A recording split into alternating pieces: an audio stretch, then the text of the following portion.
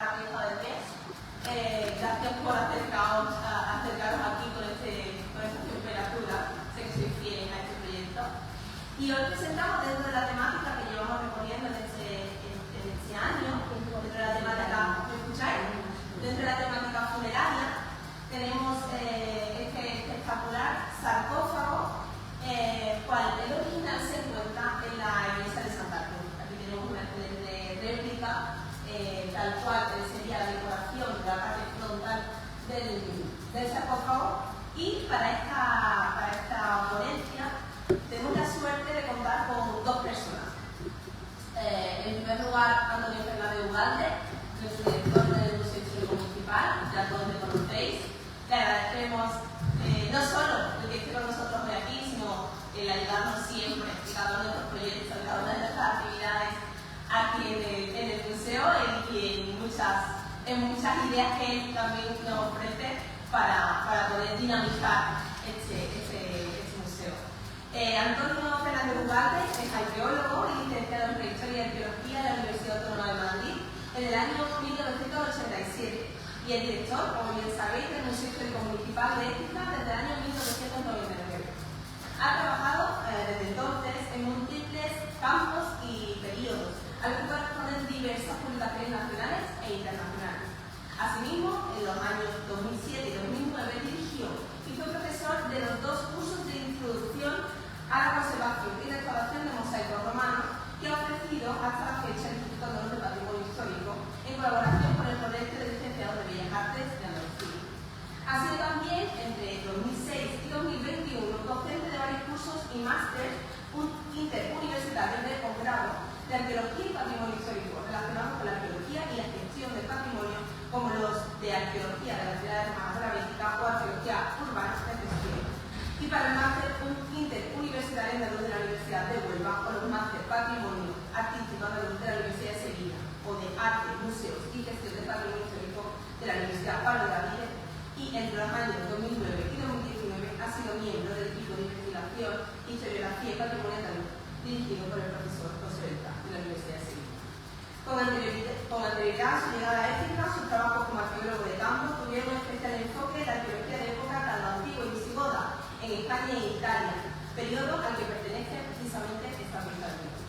Se formó inicialmente en la excavación de la arqueología visigoda de Recópolis, Solita de los Caños, en Guadalajara. Asimismo, a partir de 1888 y 1989, trabajó en Italia como responsable de área de excavación de la Basílica Paleocristiana y arte medieval de Pinamello, en Roma. Sin más, te dejo con su presentación y seguidamente presentaremos al doctor Ángel. Gracias.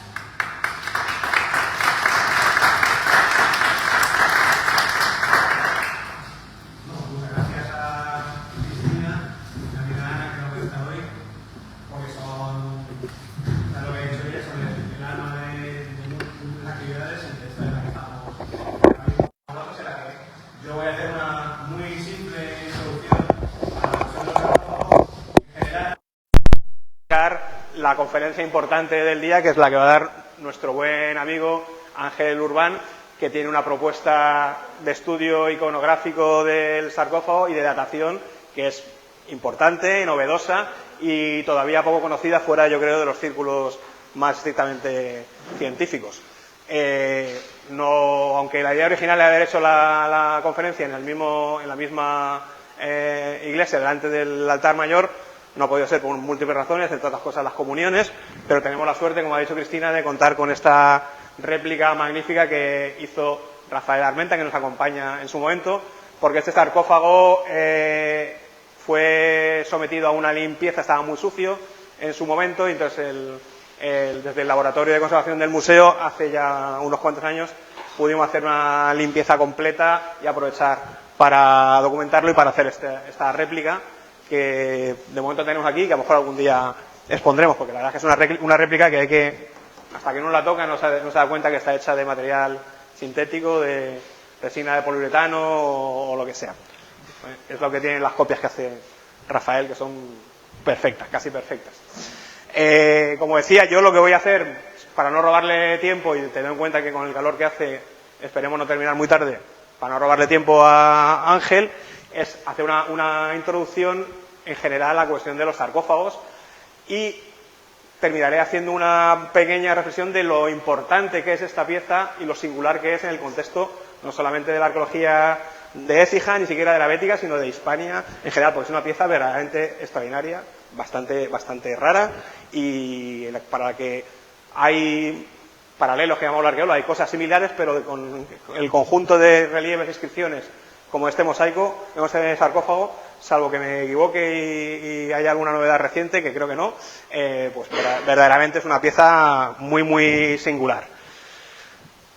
Sarcófagos, tengo aquí a un catedrático de filología griega y me da hasta vergüenza decirlo, pero es una palabra que viene del griego y tiene que ver con sarx, que es carne, y con phagein, que es comer. O sea, viene de un mito en el que se decía que en la zona de la Troa, de donde está Troya, en la actual Turquía, había, según los antiguos griegos y romanos, un tipo de piedra que se comía la carne y convertía en piedra algunos objetos que se ponían dentro de los sarcófagos y demás. Bueno, lo importante que tenemos que entender es que siempre que vemos sarcófagos en el mundo de la arqueología estamos hablando de receptáculos normalmente de inhumaciones que siempre se refieren a personas que tienen la capacidad económica de invertir en un material que es mucho más costoso que cualquier otro, sea de madera como los famosos sarcófagos egipcios que todos conocemos, sea de piedra como estos que son precisamente de la zona en la que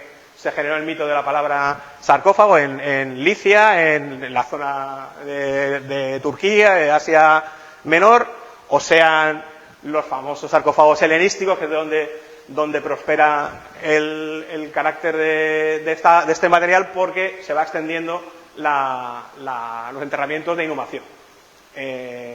Aunque veremos que también hay algunos sarcófagos que se asocian a incineraciones, a cremaciones, pero lo normal es que allí donde haya prosperado la inhumación y donde haya una capa de la sociedad que es capaz de costearse para el eterno descanso un material que es pesado, difícil de mover, complicado de trabajar y caro, y pues podemos encontrar ejemplos, como estamos viendo, en un montón de sitios, ¿no?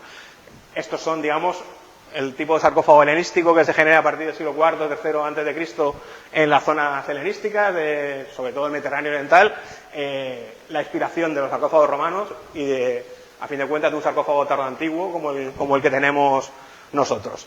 Hay sarcófagos como los etruscos que conocéis, que son de terracota pintada, como el famosísimo que sale en todos los libros de historia del arte de Cerveteri, de la zona etrusca, o el sarcófago de piedra con escenas pintadas también de la zona etrusca. Voy a ir muy rápido, insisto, porque no quiero. Y hay sarcófagos más sencillos, pero no dejan de ser un material costoso, como tengo que hacer referencia a este que tenemos aquí en el museo, que salió en una tumba de inhumación, que también sacamos en bloque, también con la ayuda de Rafael Armenta, y instalamos aquí en el museo. Como este sigue dentro de la tumba, nunca ha salido dentro de la tumba, he puesto una foto de un sarcófago de plomo de Córdoba. En la Bética son relativamente abundantes, en Écija yo creo que vosotras mismas habéis encontrado algún elemento de sarcófago, o por lo menos cista de plomo. Es un material que es costoso, aunque en la Bética parece que quizá menos que en otros sitios, porque es un subproducto del plomo, como sabéis, de la minería de la plata. En fin, no deja de ser un material caro y que indica un cierto nivel económico cuando se encuentra, pero que se generaliza a partir de que se generalizan los enterramientos de inhumación.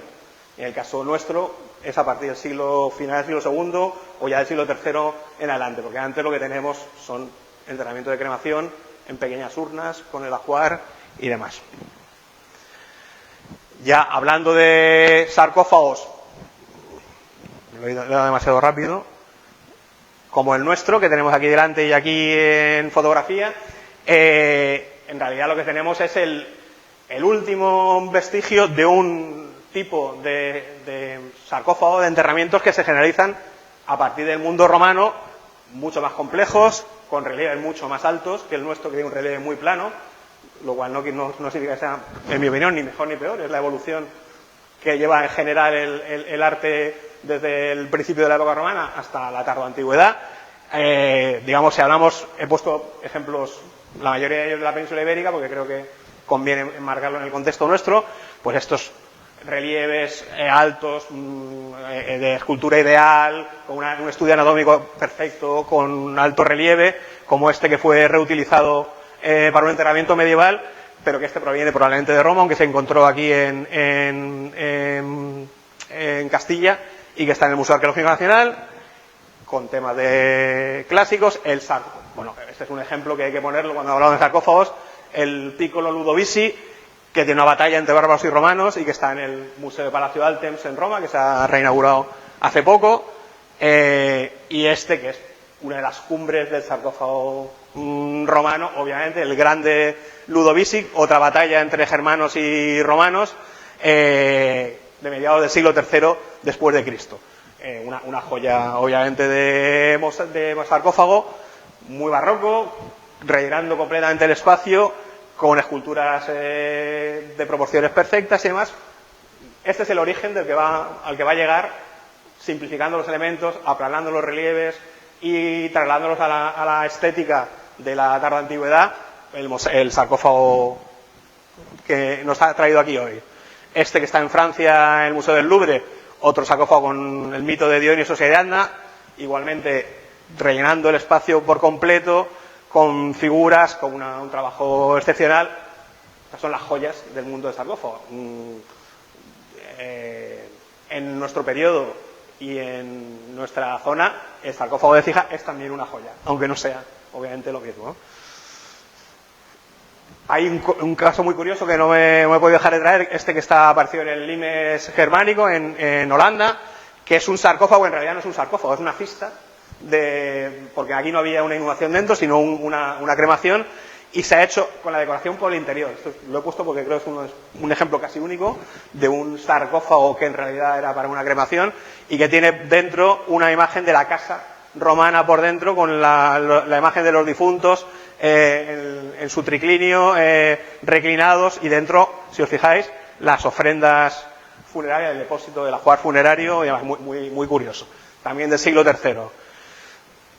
A partir de este lenguaje es cuando encontramos mosaicos, todo el rato estoy diciendo mosaico cuando quiero decir sarcófago, perdón, sarcófagos como este del Pedagogo, ya de Tarragona, en el que encontramos que ya el relieve sigue siendo un relieve relativamente alto, con partes de relieve muy bajo, mantiene el bulto, el relieve altísimo, casi bulto redondo en las esquinas, y esta decoración de estrígiles que se llaman, esta decoración en eses, que se va generalizando a partir de la mitad del siglo III, y este podría ser ya, aunque el tema podría ser tanto cristiano como pagano anterior, se considera, porque apareció en la necrópolis paleocristiana de Tarragona, que probablemente ya sea de un enterramiento cristiano.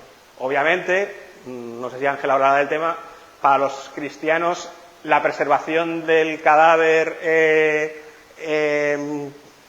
completo dentro de la tumba es una parte que es incluso doctrinalmente importante, a diferencia de los romanos, donde siempre había habido inhumaciones, pero la mayoría, al menos hasta el siglo III, eran cremaciones.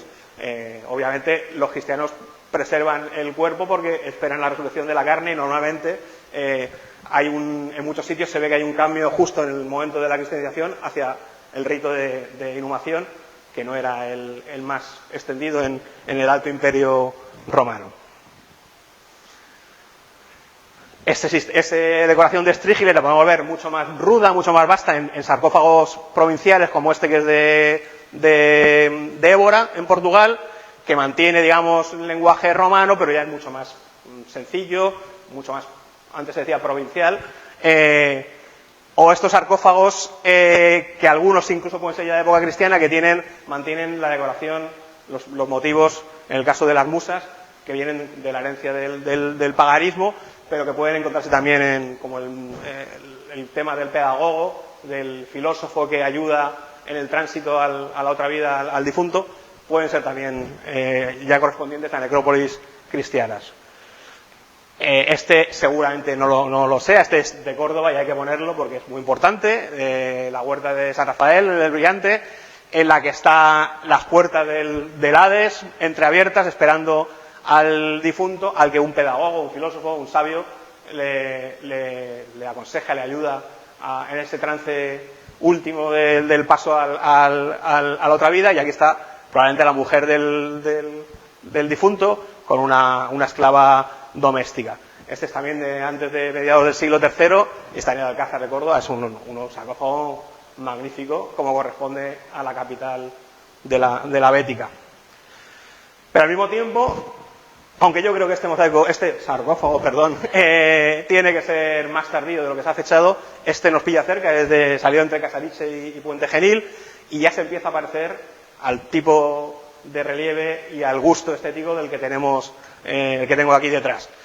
Aunque el tema vuelve a ser el gramático, el pedagogo, un tema que es de origen pagano, pero los relieves son mucho más simples, ya no ocupan el espacio completo, son mucho más planos, está hecho en una caliza local. Ahora veremos que este sarcófago también está hecho en una caliza fina, pero no es de mármol, y hay una discusión que creo que eso sí que va a abordar Ángel sobre hasta qué punto estos sarcófagos pueden ser importados o no. Eso se lo dejo a él. En cuanto a material, el material es un material más humilde y más sencillo que el mármol. Este es un sarcófago también muy importante del Museo Arqueológico Nacional, que proviene de Astorga, en la que ya tenemos iconografía propiamente cristiana, y yo los he traído aquí porque quiero que veamos hasta qué punto se ha extendido motivos como algunos de lo que tenemos en este sarcófago, como el sacrificio de Isaac, que está por allí por la derecha, aquí. Uno de los más frecuentes es la resurrección de Lázaro. Todos tienen que ver, como veremos, con la salvación por la fe en Dios. Son escenas que, aparte de ser escenas bíblicas, de la nueva religión que está trasladando a una mayoritaria gente que era iletrada, pero aparte tienen probablemente un sentido mucho más profundo del que es la simple narración bíblica, en el sentido que hay una insistencia siempre en algunos pasajes bíblicos, tanto del Antiguo como del Nuevo Testamento, que en general creo que lo que tienen en común es la salvación por la fe. Aquí estamos todavía a principios del siglo III, es uno de los sarcófagos cristianos más antiguos y todavía responde a los patrones de época de Constantino, en lo que hay una recuperación del arte clásico. Si lo veis, no es tan diferente de los mosaicos de batallas que hemos visto antes, más anteriores, de paganos de distintas zonas de Roma o del Imperio.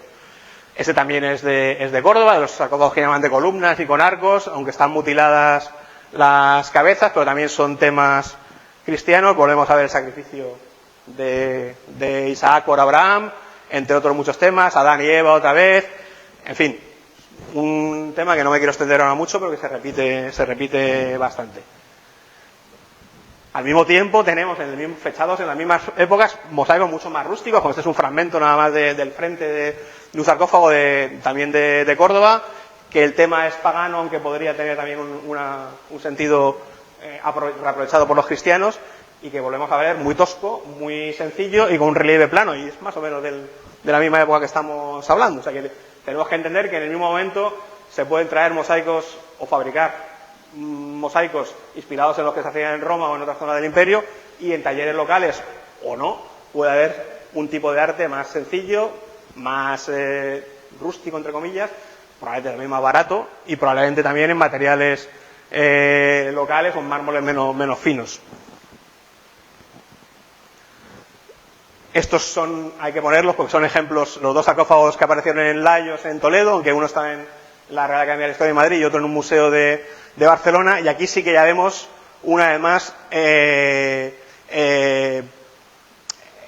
motivo, el tema del sacrificio de Abraham, que sale muy frecuentemente, la adoración de los magos también, la orante, que es un motivo típico de la iconografía paleocristiana, que por cierto es un motivo que todavía se discute mucho, una mujer orando con las manos levantadas, normalmente en el centro del sarcófago, pero a veces no en exactamente el mismo centro.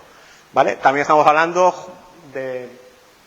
a mediados de la segunda década del siglo III.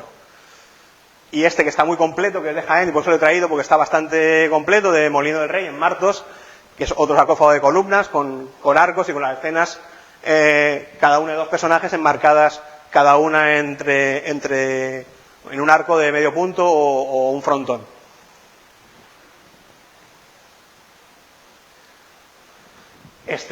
hay que ponerlo cuando hablamos de sarcófagos. Está en cualquier libro de historia del arte que uno pueda manejar. El sarcófago de Giulio Basso, que era un prefecto de Roma, es un sarcófago que, siendo de mediados del siglo IV, incluso después de mediados del siglo IV, mantiene los cánones clásicos del sarcófago con alto relieve, siendo ya un sarcófago de época o de tradición cristiana.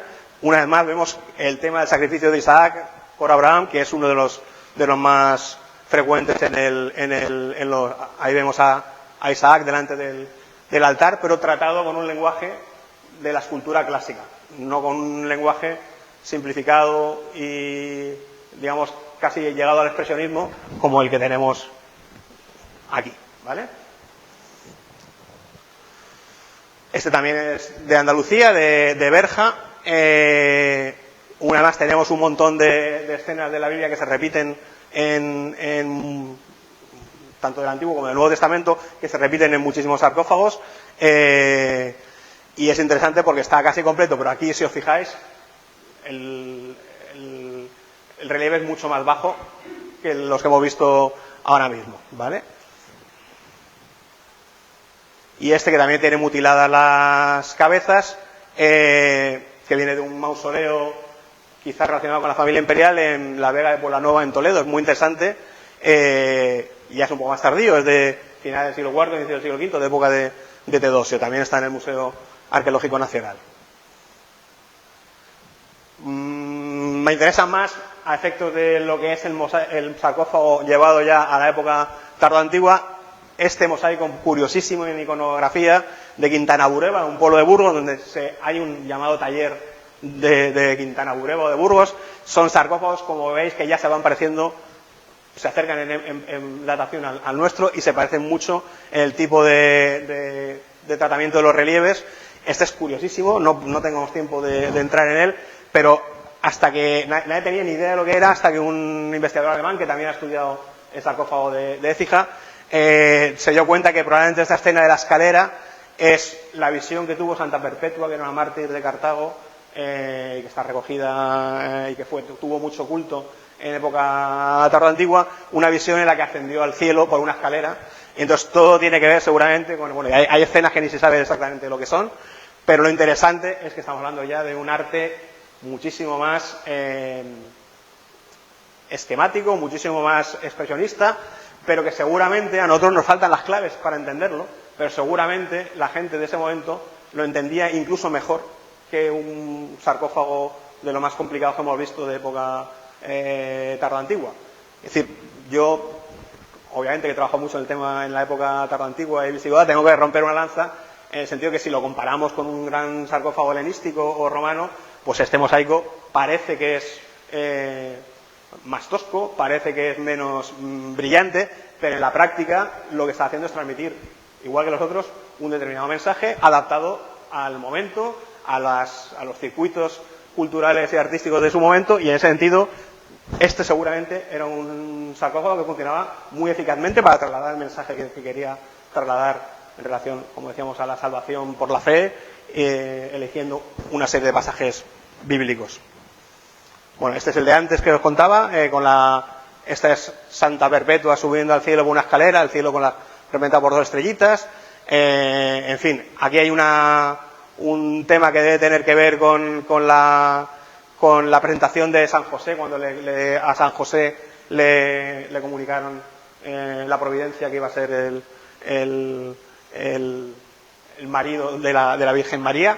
Pero es un mosaico complicadísimo de entender si uno no tiene un sarcófago complicadísimo de entender si uno no tiene las claves de las escenas que están representando, ¿vale? Aquí otra vez tenemos, me he parado en este mismo sarcófago, esto es un dibujo, pero tenemos aquí el sacrificio de Abraham, de Isaac por Abraham, y la mano de Dios deteniendo el sacrificio, ¿vale? Y no voy a pararme más porque ya, cuando hablábamos de sarcófagos con estrígiles, empezamos a ver que también tenemos en la propia península ibérica ya un sarcófago con los estrígiles, las eses estas decorativas, pero en el centro tenemos corderos místicos cristianos y el crismón con las palomas y el crismón el anagrama de Cristo en griego, que nos indican que claramente es un sarcófago que está adaptando el repertorio de cierto tipo de sarcófagos con estrígiles a los valores de la fe cristiana. Este define el siglo IV de Valencia. Y esto que no voy a parar mucho porque lo tiene Ángel también y hablará más despacio, pero otro de los temas que son muy frecuentes y a mí me parece muy interesante, que es el de todas las posibilidades que tiene la Biblia, los sarcófagos eligen 10 escenas, a lo mejor 10 párrafos o 10 temas que son los que se ve que se repiten en la mayoría de los mosaicos. Uno de ellos, los sarcófagos, uno de ellos es la resurrección de Lázaro, que no está en este, pero otro que sí que está, y es muy habitual, es la escena de Daniel, en el profeta Daniel, en el foso de los leones, en el que se salvó milagrosamente por la intercesión divina. Pues lo podemos tener en una representación que está a mitad de camino entre lo clásico y lo tardo antiguo, en este que es de mármol seguramente importado, que está en el Museo Arqueológico de Córdoba, es del siglo IV. El tema, esto no tiene nada que ver, no es un sarcófago, pero es un relicario. Este está en Grecia. No he podido encontrar mejor foto del tema de Daniel, que está en este lateral, que este de aquí, pero veis que es una representación que sigue los cánones clásicos, pero que es el tema de Daniel orando o reclamando la intercesión divina, levantando los brazos. Y aquí otro tema muy frecuente en el arte paleocristiano, que son los judíos en el horno, que sale mucho en las catacumbas y que no voy a parar porque no está en el relieve de Écija.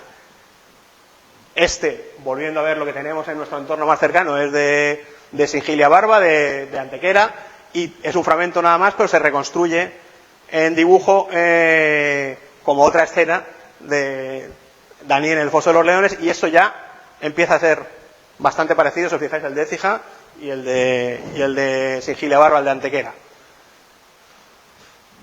¿Dónde hay que buscar la fuente de esta iconografía? Pues obviamente, igual que había peregrinaciones a Oriente, a Tierra Santa, que pasaban a menudo por Egipto, en la que gente, se ha documentado, de la península ibérica, monjes, monjas, individuos, gente de familias nobles o incluso la familia imperial, peregrinaban a Tierra Santa, a Jerusalén, pues la fuente de casi toda esta iconografía hay que buscarla en donde está gestando, que es en el Próximo Oriente, en Egipto, este sitio que parece de cuento, que es una necrópolis que hay en Egipto, Bagawat, que tiene pinturas mal conservadas, pero aquí tenemos muchos de los temas que se están repitiendo en los sarcófagos, por ejemplo, o en las pinturas de las catacumbas de Roma, ¿no?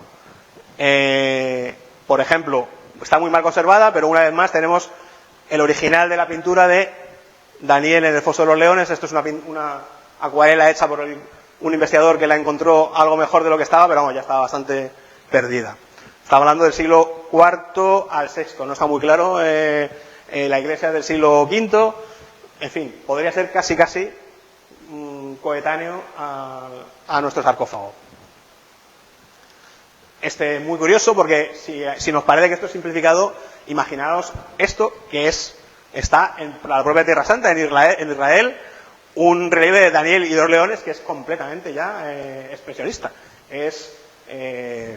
Pero obviamente, probablemente una persona del momento entendía perfectamente que esta escena era Daniel en el foso de los leones, con sus manos levantadas, los leones que son casi cuadriculados y demás, pero funciona probablemente estéticamente. También sería quizá un poquito anterior incluso al nuestro, y sin embargo es mucho más simplificado, mucho más tosco, ¿no?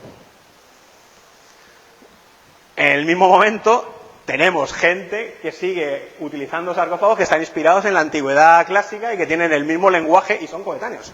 El lenguaje clásico aplicado otra vez al tema, por ejemplo, del sacrificio o del buen pastor. Aquí está, o del Daniel en el foso de los leones, con un lenguaje mucho más clásico y ocupando todo el sarcófago con escenas con mucho más relieve, ¿no? Y también estamos hablando más o menos en el mismo momento. Es decir, que el problema es que cuando hace un estudio estilístico, antiguamente siempre todo el mundo pensaría que esto es más antiguo porque es más cercano al arte clásico y que los más toscos son más recientes, pero no siempre es así. Podemos encontrar ejemplos de estos más recientes que ejemplos de los, entre comillas, más toscos o más expresionistas, como los que acabamos de ver, ¿no? Voy terminando. el tema de Daniel y el sacrificio de Abraham lo tenemos en un mosaico que yo no podía dejar de poner porque a mí me parece que esto es lo más genial que he visto yo en mi vida. Es un mosaico y parece un cómic hecho por niños pequeños. Y aquí tenemos una vez más el tema del sacrificio de Abraham. Final del siglo V, en Tierra Santa, en una sinagoga que estaba cubierta de mosaicos. Hay el zodiaco con inscripciones en hebreo y aquí está el sacrificio. Y es muy gracioso, ahí está la mano de Dios, y está escrito en hebreo, esto lo sabe Ángel, diciendo, no levanten la mano, diciéndole a Dios, parándole la mano la mano de Dios, parándole la mano a Abraham, que va a sacrificar a Isaac. Y, insisto, estamos hablando de finales del siglo V. Es naif, prácticamente es arte naif del siglo V. Del buen pastor no me voy a parar mucho, lo conocéis, en las catacumbas de Roma, rara es la que no aparece donde se han conservado pinturas, el motivo del buen pastor, que sabéis que es un motivo que existe desde antes del cristianismo, porque se aplica, porque para los que no lo sabéis, en realidad este es Jesucristo representado como buen pastor. Casi todo el mundo solo imagina a Jesucristo como hombre adulto, crucificado, barbado y demás, pero para los primeros cristianos la representación más normal de Cristo era seguramente esta, ¿vale? Lo tenemos también en escultura. Este está en la casa de Pilatos de Sevilla, aunque puede que proceda de Italia. Este apareció en Gádor, en Almería. El moscóforo, o crióforo, el joven que lleva una oveja o un carnero a los hombros, existe desde la Grecia arcaica, solo que se reformó, se apropió de ello el cristianismo para expresar la idea de Jesucristo como buen pastor que protege a su rebaño, ¿no? Este está repetido por lo que veo. Aquí lo vemos con una iconografía clásica y con los estrígiles. Aquí lo vemos en una estética más evolucionada. Y aquí lo vemos, me ha costado un montón no he encontrado mejor imagen que esta que tiene la marca. Y esta otra que tiene una ampliación de algo que probablemente es de lo más cercano que podemos tener o entre las cosas más cercanas. Este viene de Treveris, una ciudad importante del limes germánico, en el Rin. El sarcófago de Agricio llaman, porque puede ser, la tradición dice que pertenecía a un obispo de la época. Es un cementerio de gente de clase senatorial. Y ahí tenemos el relieve de los judíos en el horno, pero aquí tenemos el buen pastor, muy dañado. Aparte el sarcófago está muy dañado, muy erosionado, pero si os fijáis es un paralelo bastante cercano al nuestro. Este está fechado supuestamente hacia el 314, 320. Se parece un poco al nuestro. Solo he podido encontrar, aunque creo que voy a poder conseguir todas las imágenes, pero de momento solo tengo una. Hay una tumba en Tesalónica en la que en pintura tenemos prácticamente las tres representaciones que tenemos aquí: el sacrificio de Isaac, el buen pastor y Daniel. Aquí tenemos el buen pastor. No he conseguido las demás imágenes. Es una tumba, están pintadas en Tesalónica, una tumba del siglo V. Digamos que el repertorio es muy común en zonas del Mediterráneo oriental o del Mediterráneo occidental. Voy terminando. Joyas que tenemos en Andalucía que son del periodo cercano al nuestro. Es este de Algaudet en Jaén, que vuelve a tener el motivo de la resurrección de Lázaro, de la curación del paralítico, que también es una de las más frecuentes. Aquí es el David matando a Goliat. Es un sarcófago maravilloso, y este está en el Museo de Jaén. Aquí tenemos otra visión.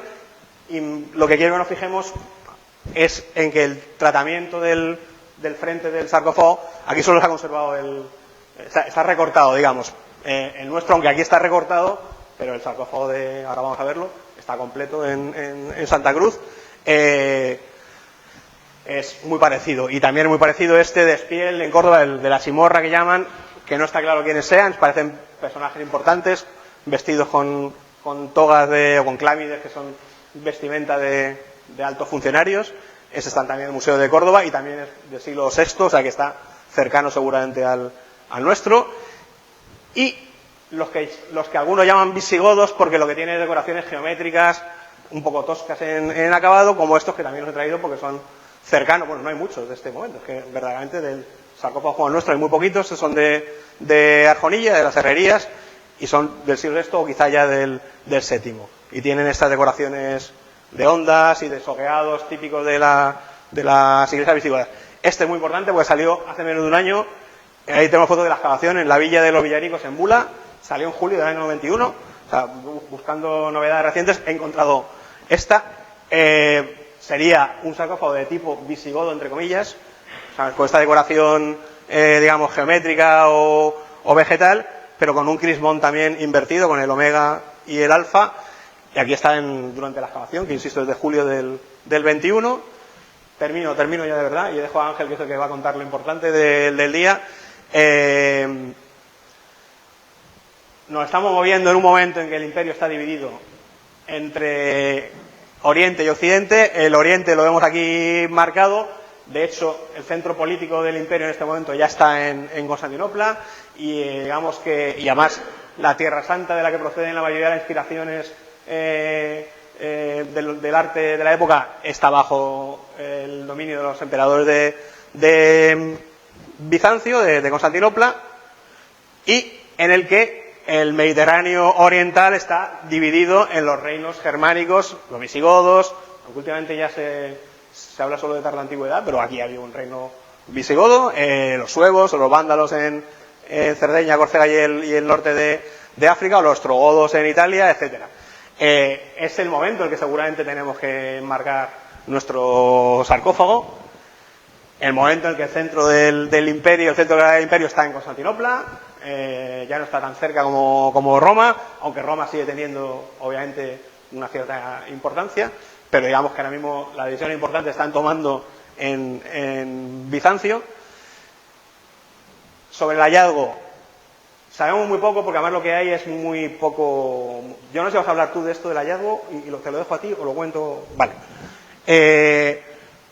Salió seguramente en 1885, cuando se estaba intentando hacer, los que sois de Écija, una capilla nueva para la Virgen del Valle en el lado norte de la iglesia, que es el que da al patio donde está el arco mudéjar y el despacho parroquial, la sacristía que tiene el cura. Intentaban hacer una capilla para la Virgen del Valle, y entonces nos dice que un académico de la corresponsal o correspondiente de Bellas Artes de San Fernando, en una carta del 1886, dice que fue desenterrado a una profundidad que parece enorme, de 5 o 6 metros, al hacerse la excavación para los cimientos de una capilla que se quiere construir adosada a la pared norte de la parroquia de Santa Cruz, una capilla que no se llegó a hacer. Este hombre dice que vino, dice que él cree que había una cripta. Bueno, podría ser. Además dice que según él hay 3 niveles, uno cristiano primitivo del cuarto al sexto, otro romano, puede haber, y otro mozárabe o mudéjar, más bien mudéjar, del que queda un magnífico arco. El mudéjar que dice él es el arco que se ve visible allí, que por cierto también restauramos desde aquí, desde el museo, parte de las yeserías hace unos cuantos años, y que debe ser propiamente mudéjar, a finales del 14 o principios del 15. No es islámico como alguna gente ha dicho. Y Fidel cita, que es el que lo publica, un erudito de la época, en el boletín de la Real Academia de la Historia en 1887, dice que estaba vacío el sarcófago cuando apareció, que no apareció la tapa, que él hipotetiza, y puede ser así, que sea el sarcófago de alguno de los primeros obispos cristianos de Écija. Dice incluso de San Crispín, que sabemos que fue un mártir, probablemente no de San Cristín, pero sí a lo mejor de algún obispo de la época, que nos va a contar Ángel. No está comprobado, es una hipótesis, pero yo personalmente soy de los que pienso que en Santa Cruz estaba la basílica catedralicia, digamos, la catedral de época visigoda estaba allí, y que eso se convirtió en la mezquita mayor de Écija con la conquista musulmana. Pero las dos cosas son hipótesis porque no lo sabemos con seguridad. Sabemos que fue mezquita, no que fuera la mezquita mayor. Es muy probable que fuera la mezquita mayor, y siendo la mezquita mayor es muy posible que también estuviera la basílica o catedral visigoda, y efectivamente allí hay algún material que puede ser visigodo, y desde luego el sarcófago, eso está claro. Este es el patio del que estamos hablando. La excavación sería en esta zona del fondo. De hecho, se ha excavado allí recientemente, se ha encontrado una calzada romana, poco más. En fin, no han aparecido vestigios notables. La excavación fue detrás del arco, tuvo poco desarrollo. Yo tampoco sé exactamente, tengo constancia, no sé si lo sabes tú exactamente dónde pudo ser, dónde se intentaba construir esa capilla. de la Virgen del Valle, que luego se trasladó al Sagrario donde está ahora. Vamos a decir que el proyecto, por lo que fuera, se dejó de lado en 1887. Pero es esta zona de la que estamos hablando, ¿vale? Así estaba el sarcófago hasta que don Antonio Pérez Daza decidió convertirlo en el altar mayor de la parroquia y darle una dignidad y la verdad es que una iluminación y una prestancia que tenía y que últimamente está un poco menos cavada porque se está cubierto con el paño y prácticamente ni se leen las inscripciones, pero así estaba sucio y arrumbiado contra una pared hasta que Pérez Daza lo colocó de altar mayor poco después de esa fotografía del 73 y simplemente, aquí ya termino de verdad, el sarcófago, la foto esta me la mandó Ana el otro día porque yo no quería fotos de la trasera, que es simplemente para que se vea que es liso por todos los frentes salvo el frente principal, o sea que esto está pensado para estar adosado o empotrado en una pared, así se concibió seguramente, esto ni siquiera está muy alisado por los laterales y la trasera. Y el interior no tengo buenas fotos porque no he encontrado las que teníamos, pero es muy sencillo, está simplemente excavado y una especie de resalte para la cabeza en uno de los lados cortos, así de sencillo, no tiene más. Es decir, todo el énfasis lo tiene puesto en el frente que vemos aquí reproducido. Termino, la singularidad de la pieza es que en toda Hispania sarcófagos con inscripciones latinas solo hay 21. Hay una reciente publicación de inscripciones griegas de España y Portugal que recoge todas las inscripciones griegas que hay en España y Portugal. Hay 35 anteriores a las cristianas en toda la península ibérica y hablo de una letra escrita en una cerámica o de las cosas más básicas. Inscripciones cristianas hay menos de 50. Las que hay en sarcófagos son tan simples como esta que estamos viendo aquí, que es de Tarragona, con inscripción griega y un sarcófago muy simple, y sarcófagos figurados. O sea, figurados con escenas, con figuras de cualquier tipo que tengan inscripciones griegas, no hay ninguno. Figurados los que hay los hemos visto ya. Y con inscripciones griegas, ninguno menos el de Écija. Lo más parecido que podemos encontrar es una cosa tan sencilla como estos de Mérida, que son una laurea, una especie de corona de laurel, con la inscripción en griego y la cruz. Punto. O sea, no hay un solo sarcófago con inscripciones griegas y escenas bíblicas en toda la península ibérica. Hablo de España y Portugal. Es una cosa verdaderamente excepcional y mucho más con lo que nos va a contar ahora mismo Ángel, que ya le he robado demasiado tiempo, me parece. ¿Vale?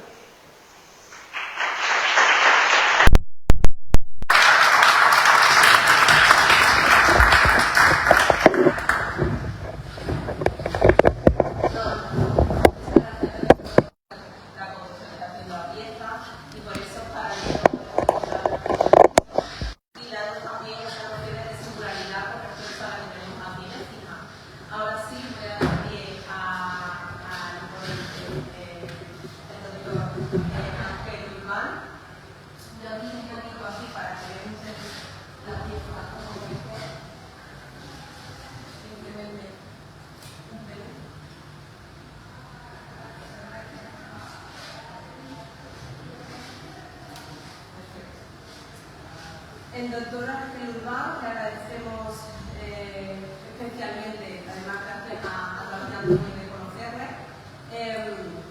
está fuera de nuestra temática arqueológica, de quizás eso del conocimiento y el gran placer de conocerle ahora.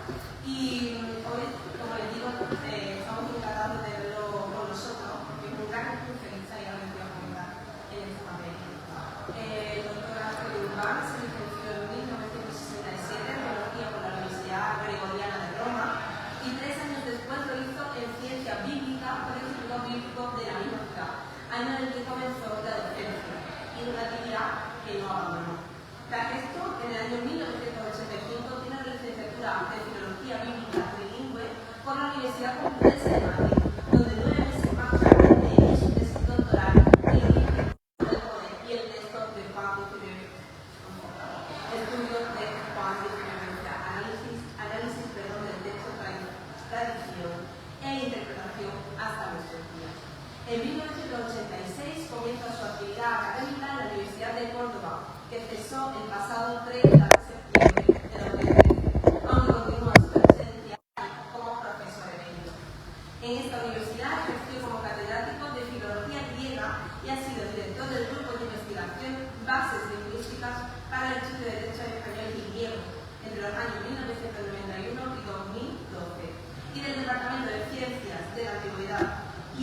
España entre los años 2007 y 2012. Ha sido autor de un gran número de publicaciones, tanto nacionales como internacionales, de investigación, las cuales se centran en los estudios filológicos sobre el texto griego del Nuevo Testamento, la edición crítica y estudio de manuscritos bíblicos y patrísticos, el estudio de historia de la tradición bíblica y la mitología clásica en el Renacimiento y Barroco, pervivencia de la literatura, arte y emblemática.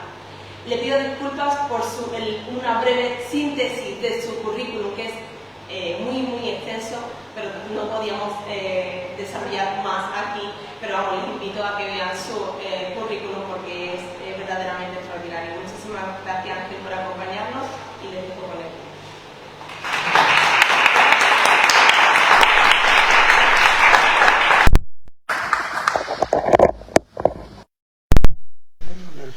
Esto no es el principio. No. Cristina, eso no es el principio.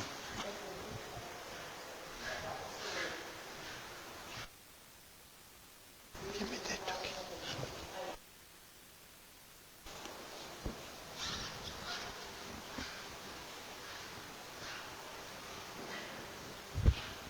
Muchas gracias por asistir a esta, digamos, conferencia. Era una ilusión mía venir aquí a Écija, gracias a Antonio, para explicar un poco lo que yo entiendo que es el mosaico y cómo lo entiendo. ¿Qué? Ah, mosaico dice. Una contaminatio. Vamos a ver. Yo voy a hablar de estos puntos. Hablaré lo más estrictamente posible, porque no podemos estar aquí con este calor tanto tiempo. Mensaje teológico, del sarcófago, el buen pastor entre la fe y la oración. Os hablaré después de los nombres de los personajes, la filología y epigrafía y una aproximación de la datación del sarcófago, y después los personajes y su tradición iconográfica, de lo cual ya Antonio nos ha dicho bastante. Pero vamos, habrá alguna cosa que os vaya a sorprender. Después el taller del sarcófago, del cual Antonio ya ha apuntado bastante, unas conclusiones y unas preguntas que yo me hago, también Antonio se las hace, y un apéndice que yo lo llamo Abraham ante la espada y la pared.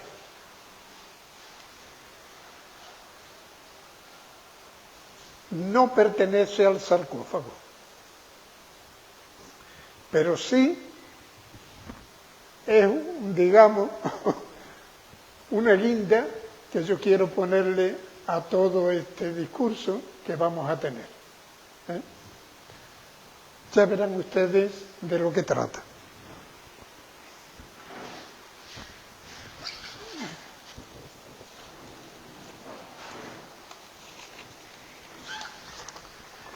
Que a propósito lo he traído para leerlo, porque no me fío de mí mismo. Mensaje teológico del sarcófago. Se trata de la vida entre dos situaciones extremas. Y ahora explicaré. Tenemos ante todo aquí una situación extrema. Dios le dice a Abraham que tiene que matar a su hijo. Una situación extrema después de que él le ha dicho, Dios le ha dicho a Abraham que tendrá una descendencia como las estrellas del cielo. ¿Qué es lo que pasa ahí? Y después, aquí, Daniel, en un pequeño foso de leones, normalmente en la iconografía aparecen dos, hambrientos, y ahí lo meten para que se lo coman los leones.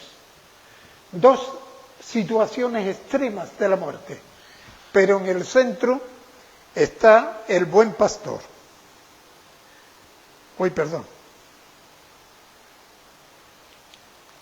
El buen pastor, que es precisamente el texto de Juan en el capítulo 10, en el que él se presenta como el pastor modelo. Él es el que salva. No tiene que tener las ovejas suyas que él reconoce por su voz. Simplemente no tienen que temer, porque él va a dar su vida por ellas. Por tanto, las dos situaciones extremas que están representando el Antiguo Testamento, además, va en el Nuevo Testamento a abrirse un mundo totalmente nuevo, que es que la muerte no termina con la persona, que la muerte es un paso simplemente a otra vida, a la vida mejor, que es la vida con Dios, la vida con el buen pastor. Este es el mensaje genial, teológico, del sarcófago. Vamos a los nombres de los personajes, porque esto es muy importante. Vamos a ver la filología y la epigrafía y vamos a ver si podemos datar esto, porque se nos ha dicho de este sarcófago tantas cosas y yo creo que se han dicho demasiado cosas inventadas. Desde el siglo IV se ha puesto este sarcófago, se ha creído y por eso se le ha llamado paleográfico, paleocristiano. Yo creo que no es paleocristiano, es mucho más tardío, o por lo menos final del paleocristiano, que es ya finales del siglo V y principios del VI.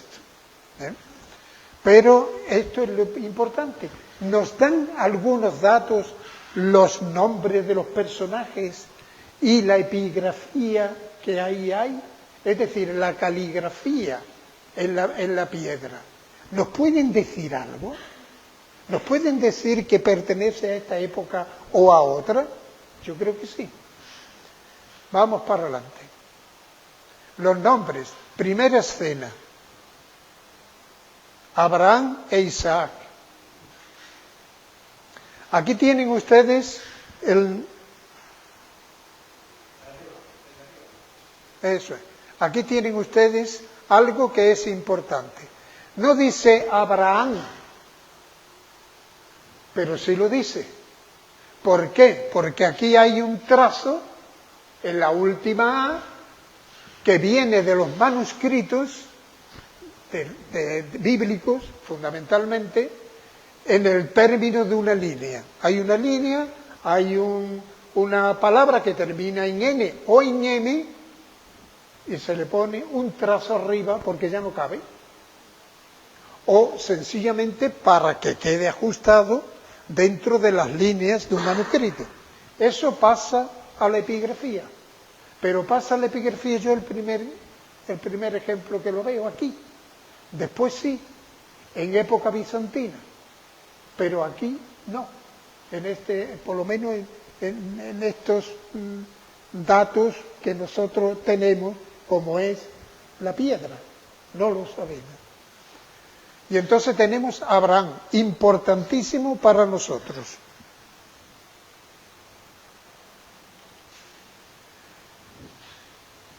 Yo tengo varios estudios publicados en el que en los manuscritos hay lo que yo llamo intercambios vocálicos, pero muchos. Yo hice un estudio sobre el Codex Bezae, o el Codex Beza, el que se encontró en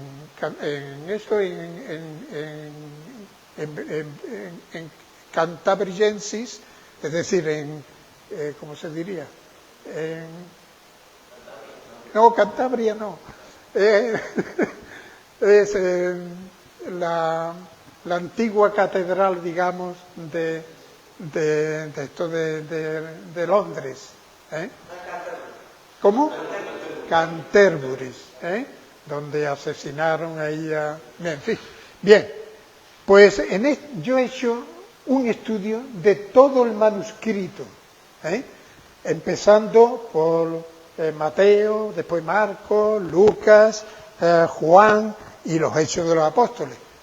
Pero Lucas lo traté junto con los Hechos de los Apóstoles, porque había un amigo mío, compañero, también colaborador, que hemos hecho del Evangelio de Juan, el volumen gordo de comentarios al Evangelio de Juan, junto a Juan Mateos, y ahí en ese texto del Códex me encuentro continuamente, desde el principio hasta el final, cambios vocálicos que en la antigua, pero la antigua, digamos, 50 años atrás, operaciones de crítica textual, se entendía que era una variante. En algunos casos sí, y después diré por qué. Pero en otras no. Es una forma en que ya el griego va pasando a la lengua vulgar. Y entonces pues hay movimientos de vocales que unas veces se hacen y otras veces no se hacen. Pues bien, este es el que va a venir ahora. La I convertida en EI. Pero atención, lo mismo EI se convierte en I. ¿Cuántas veces aparece esto en este manuscrito? Solo en este manuscrito. Las últimas páginas del último trabajo mío, las 2 páginas, tienen todas las vocales y cómo se convierten en otras. Importantísimo para no errar en la crítica textual. Bien, esto se trata de Isaac, de Isaac, como nosotros decimos, que se convierten aquí en este sarcófago, se convierten en Isaac. La C es propia de los manuscritos también, antes de convertirse en una sigma. Esa C es precisamente eso. Vamos a verlo.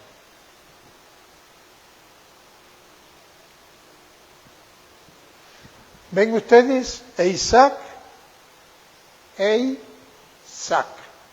Es la figura de Isaac. Isaac, que puede en la Biblia, más en el Antiguo Testamento que en el Nuevo, ser Isaac o simplemente Isaac. Atención al trazo ese, que es doble repetición dentro de una palabra, no el final, sino dentro de una palabra, es una A larga, y así eso viene de la métrica latina. Atención. Bien. Vámonos ahora a la escena central. El buen pastor. Aquí he oído, no digo he oído, he leído horrores. Hoy se va a convertir en la Y, en la Y, 20 veces. Bueno, en la otra, en la anterior, han visto ustedes que en Isaac la cantidad tan inmensa, una cantidad impresionante. Un momento, porque me interesa indicaros cómo era esto.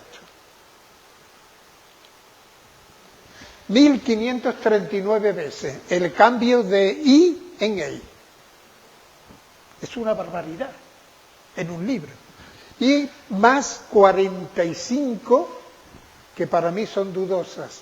No dudosas porque yo no la entienda, sino porque se trata de verbos que EI puede cambiar el tiempo del verbo. Y al cambiar el tiempo del verbo, la traducción pues ya es distinta. En algunos yo lo resuelvo, en otros no lo puedo resolver, porque no me cuadra. Eso es lo que yo hago. El trasvase de EI en I, 280, muchísimo menos que el anterior, ¿verdad? Y hay 34 casos, os digo, 34 casos que son, pues eso, posible o no. Yo considero que son siempre, creo recordar, esto ya lleva sus años, pero creo que lleva que su razón es por los verbos, por el cambio de verbo. Que una vocal puede cambiar el tiempo del verbo. Así de claro. Vamos para adelante. Tenemos Isaías y ahora tenemos el buen pastor. En el buen pastor nos vamos a encontrar esto. Hoy en I, 20 veces. Y una vez, hoy, que podría ser un tiempo verbal. Al revés también. La I, que se convierte en hoy, y tenemos 4 veces nada más. Fíjense ustedes siempre la variante esa que es menor. Y uno posible, que puede ser otra cosa, verbo o similar, que cambiando la vocal me forma otra palabra o demás. Y eso es lo que tenemos aquí en el sarcófago. Poimen, lo he escrito con la pi griega, poimen, hoy, que se va a convertir en pimen. Bueno, eso de que aquí ha habido un fallo del que ha hecho el sarcófago, es muy normal, muy normal, pero no es un fallo. Es que es así, es que se puede pronunciar poimen o pimen, igual, exactamente igual. ¿Cuándo? También derivado de los manuscritos.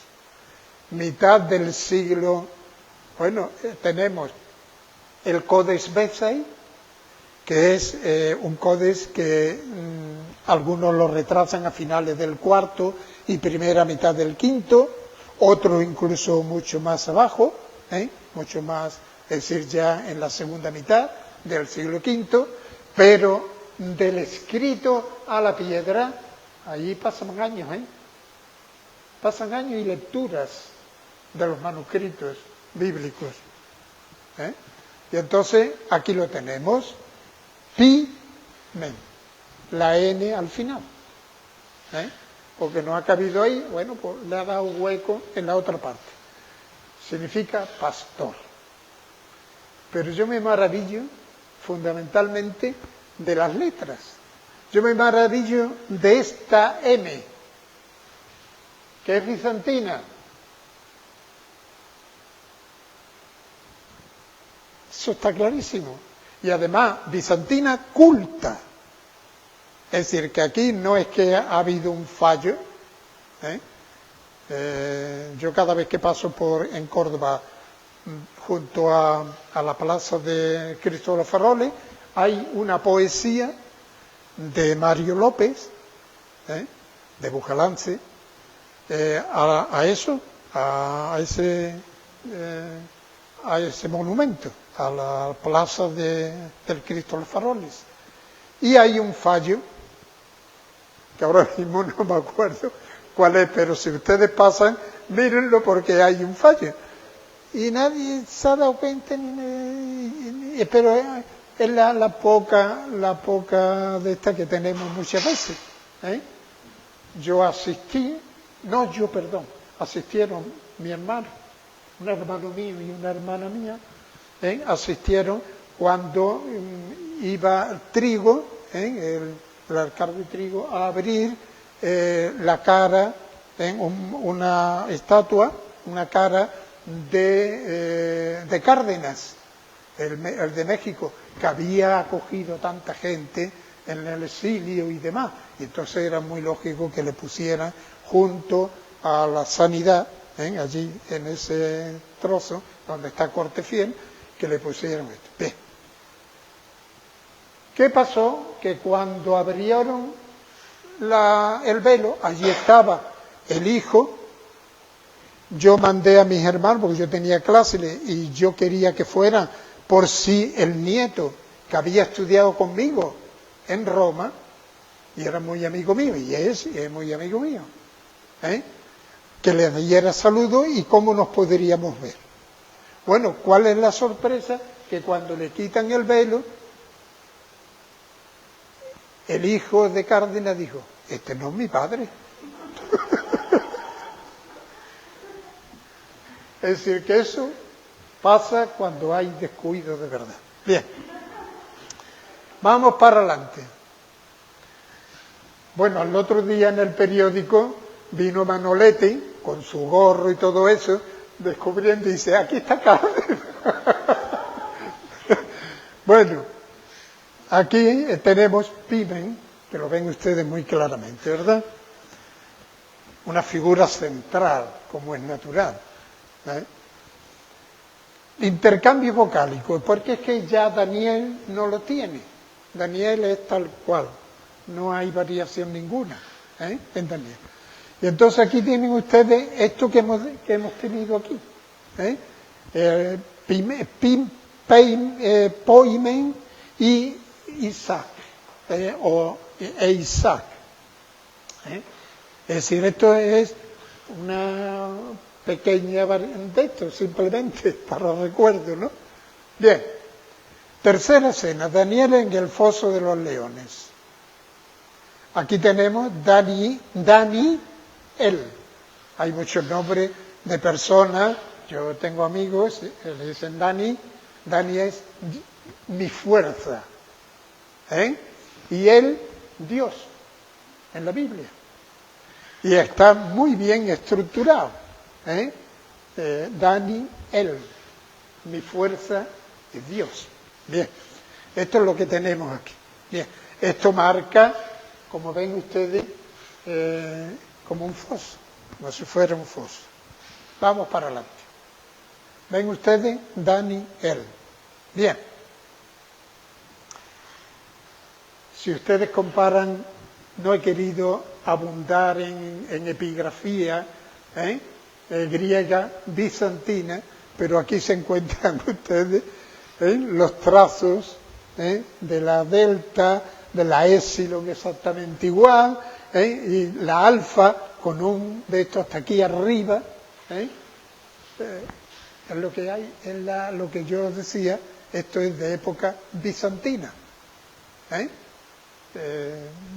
Eso es lo que me da a mí el ejercicio, digamos, de comparación.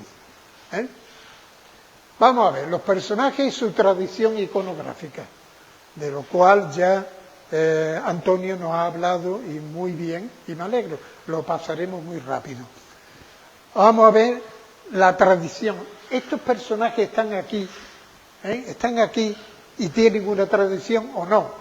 Ya lo sabemos por Antonio que sí, que la hay. Vamos. Representación iconográfica de Daniel. Ahora hemos ido así, y ahora vamos a venir para atrás. Es decir, hemos ido de esta manera y ahora nos vamos de esta manera. ¿Por qué? Porque cuando lleguemos aquí, os voy a descubrir la joya de la corona. ¿Estamos en eso? Bueno, pues Daniel, la representación iconográfica. Fíjense ustedes, el poeta latino Paulino de Nola, del siglo IV-V, ya entonces hablaba, obispo de Nola, Nápoles, describe a Daniel así, no leo el latín, como están a veces tendidas las bestias a un lado y otro del profeta, y con amables lenguas acarician los pies al orante. Pues sí, lo hay. Hay pinturas en las que un león está acariciando, lamiendo los pies, como un perrito, como un gatito podría ser. Bien. Ven ustedes los leones a los lados. Las manos así, propias del orante. Porque eso sí, recordando lo que os decía del mensaje, ¿cómo se salva el hombre? Con el buen pastor se salva de la muerte. Pues se salva con la fe de Abraham, que esa es emblemática en toda la Biblia, y con la oración. Eso es lo que hay ahí. Es decir, no solamente es un buen pastor que ¡pum! Con su varita mágica yo os salvo. Puede ser que sí, y yo me lo creo absolutamente, pero hay que dar una ayuda. Bien, ven ustedes aquí también los leones, las manos del orante, y después un personaje ahí que puede ser el profeta Habacuc, porque se presentaba Habacuc todos los días con una hogaza de pan. Y se presentaba un ángel también para traerle otras cosas. Y los dos venían a veces y coincidían para traerle de comer. ¿Ven ustedes aquí? Perfectamente el orante y dos con las manos aquí, con la boca aquí, como signo de reverencia.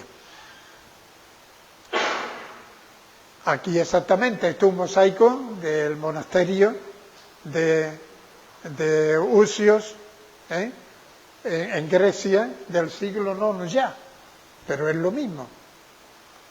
En las catacumbas de Roma se representa a Daniel cerca de 70 veces. Yo empecé a contar con libros que ya tenía y me harté ya con 70 veces y digo, mira, 70. En los sarcófagos aparece con frecuencia junto a Habacuc, que le lleva un pan. Bien, aquí lo tenemos. Este está en Córdoba, atención, y Antonio nos lo ha hecho ver. Este es Habacuc, ay, perdón. Este es Habacuc, él siempre con las manos para arriba. Ay, perdón. Aquí tenemos a los dos personajes, Habacuc y un ángel. Y ahora representación iconográfica del buen pastor. Ya nos ha ilustrado Antonio suficientemente. En las catacumbas romanas se representa generalmente con una oveja a los hombros y dos ovejas a los lados del pastor. Esto es casi un cliché. Ya se encuentran las catacumbas y se encuentra con mucha profusión. Por tanto, hay una tradición en este sarcófago, no es todo novedoso, hay una tradición. Aquí los tenemos, tenemos las dos ovejas y la oveja también ahí. Bien, aquí igual, son todas de las fotografías de las catacumbas, y no voy a decir más de lo que ha dicho Antonio, y esto también, como ven ustedes, ya esto es precisamente en la escultura, y esto viene de lejos, esta imagen viene de lejos, y su forma de expresarse viene de lejos, igual ahí. Ven ustedes. Y ahora presentación iconográfica, ya vamos aquí y nos centramos aquí. Y nos vamos a centrar un poquito, porque aquí hay una novedad. Yo la llamo la joya de la corona, porque nos va a sorprender y porque es el que nos va a datar el sarcófago. Eso nos va a datar el sarcófago. Sacrificio de Abraham. A este sacrificio se le llama la akedah, en aramaico. ¿Por qué? Porque akedah significa atado. Atado estará el cordero y atado está Isaac. Los dos van a representar, en la época patrística, nos van a representar, y esto viene ya de un siglo o siglo y medio antes, nos va a representar el Cordero Jesús y a Isaac. Pero es que esta imagen de unión entre el Cordero y Jesús en la cruz nos lo encontramos en el Nuevo Testamento, nos lo encontramos. Bueno, esta es la akedah o atadura. ¿Ven ustedes? En el Génesis, según el texto hebreo, se dice que, lo primero me lo quito para ahorrar tiempo. Que entonces alzó Abraham, es decir, cuando él estaba para apuñalar al hijo, una mano lo cogió, o Dios le dio la voz. La forma muchas veces, como la voz no se puede escuchar en una pintura o en una escultura, pues ponen a una persona, a un ángel o lo que sea, o simplemente una mano que le coge el brazo. Bien, cuando él estaba precisamente para matarlo, en ese momento la intervención divina. Entonces alzó Abraham sus ojos y miró, y he aquí a sus espaldas un carnero trabado en un zarzal por sus cuernos. Fue Abraham y tomó el carnero y lo ofreció en holocausto en lugar de su hijo.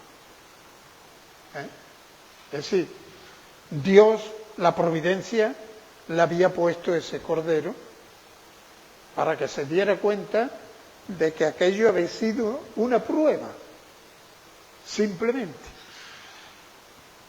Aquí lo tenemos, al cordero en un zarzal. Os voy a poner unas pocas de fotografías de pintura española. Bueno, española no, perdón, no solo, sino de pintura renacentista y demás, para que veamos qué profusión ha tenido estos millares de cuadros de esta interpretación del texto hebreo. ¿Ven ustedes? Fíjense ustedes, aquí está en una zarza, aquí está el cordero, en un matorral, exactamente igual, aquí el cordero en un matorral,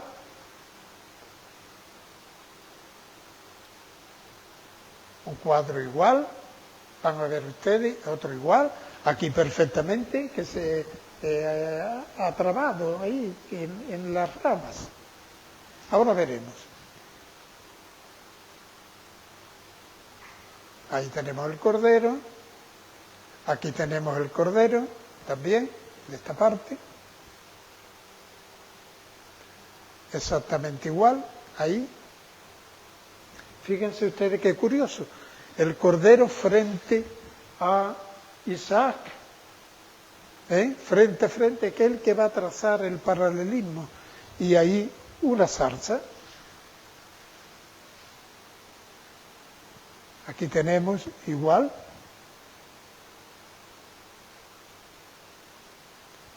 Esto parece árabe, pero es que lo es, influjo árabe. Esto es de las puertas de la Catedral de Florencia. Genial. Son las puertas de bronce y oro, maravillosas. Aquí tenemos, fíjense ustedes, bueno, aquí es que habla de todo, pero habla de cuando vino, de esto, el Dios que le dice a Abraham aquí, ve y me sacrifica tu hijo, el único. Por eso también ese paralelo con Jesús.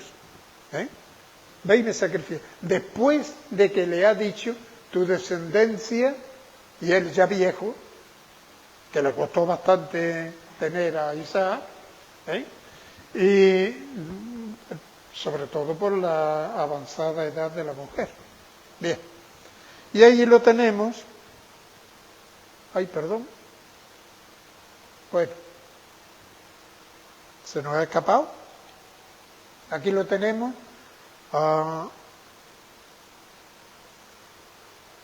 Allí, en una zarza.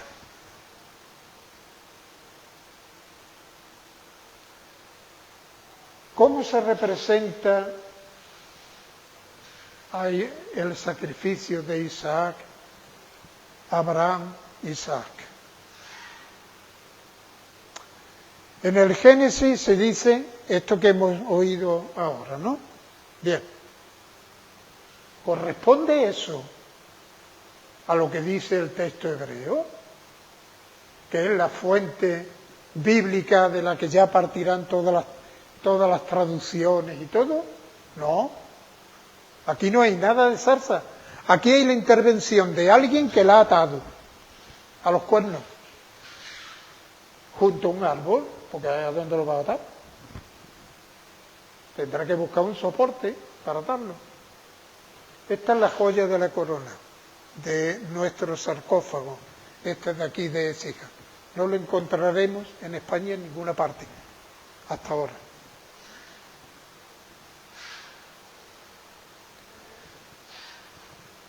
¿Quiénes hablan, quiénes traducen el texto hebreo? Pues lo traducen lo que se llaman los targumín, en plural, y targum en singular. Hay dos targumín importantísimos. ¿Qué es un targumín? Pues es una traducción, pero glosada por dentro.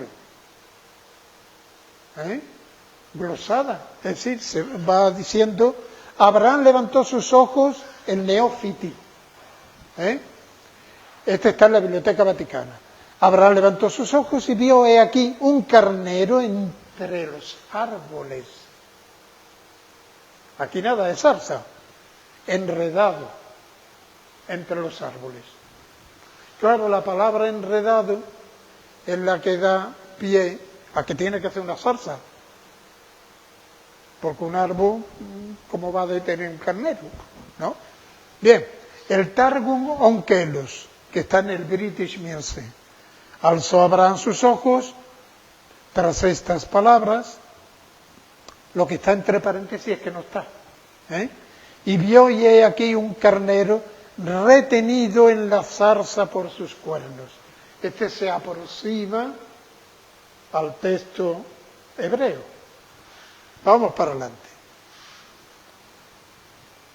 En el mejor diccionario que tenemos, de Sorel, con Z, fue profesor del bíblico, el mejor diccionario que tenemos de hebreo y de arameo, que yo no tengo más remedio que tenerlo en casa, pues aquí tenemos la palabra sabek.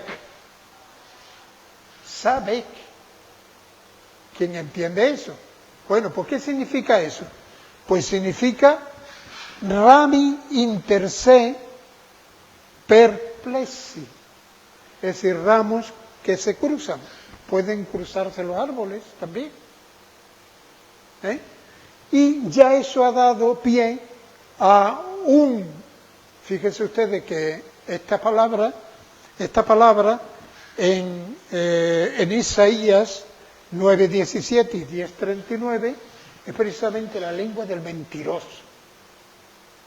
Esa lengua del mentiroso que su palabra la enreda, esa es la palabra. No hay más en la Biblia. Esa palabra es tan pequeña porque esta del Génesis 22:13 es precisamente el texto nuestro, es lo de Abraham. Este ya es la raíz, Sebok, que está en los Salmos y demás, pero es la raíz. Bien, esto quería yo que lo supieran ustedes, porque esto es lo que causa ramos entre sí, perplexi, o bien dumetum,